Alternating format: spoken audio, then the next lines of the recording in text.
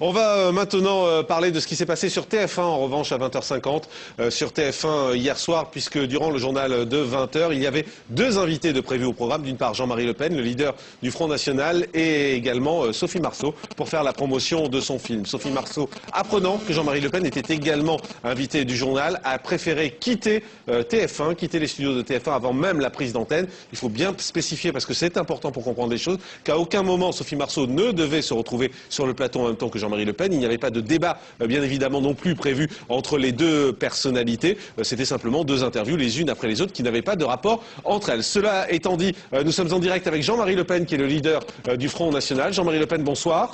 Bonsoir. Merci beaucoup d'être en direct avec nous, Jean-Marie Le Pen. Tout d'abord, est-ce que vous avez compris hier soir que Sophie Marceau avait quitté le plateau en apprenant votre présence? Est-ce qu'on vous l'a dit tout de suite? Non, pas du tout, on ne me l'a pas dit, mais je crois que quelqu'un a dit, quelqu'un de l'antenne a dit, ah bah tiens, je viens de croiser Sophie Marceau, ça ne m'a pas intéressé plus que ça, après tout, je ne connais pas Sophie Marceau, je sais que vaguement elle a été petite starlette qui a fait un film il y a quelques années de cela, Boum, la Boum, je crois.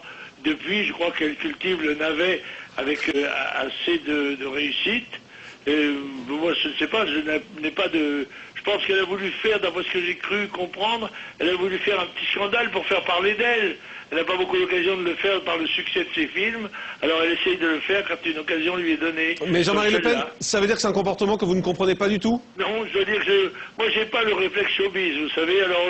voilà, je l'ai simplement invitée, comme il paraît qu'elle est comédienne, à relire Molière et Les Précieuses Ridicules et un certain nombre d'œuvres maîtresses comme celle-là. Il paraît, Jean-Marie Le Pen, que comme elle jouait un film sur la résistance, elle était gênée de se retrouver en plateau avec vous. Oui, mais ça, je ne me soumets pas au jugement de cette petite Péronnelle qui ne connaît de la résistance que ce dont elle a entendu parler. Elle n'en a aucune connaissance. J'ai connu ça beaucoup mieux qu'elle.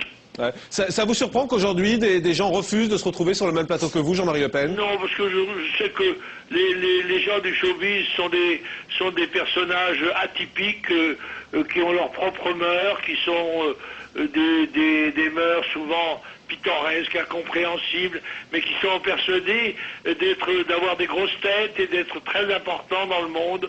Alors il faut un petit peu ce qui leur passe par la tête, même quand c'est inconvenant et stupide. Ce matin sur Europe 1, Robert Damias, qui est le patron de l'info de TF1, a expliqué que vous étiez de toute façon un homme politique comme les autres et qu'il n'y avait aucune raison particulière de prévenir les autres invités de votre présence. Non, pas plus que j'ai été averti de la présence de cette comédienne peu connue.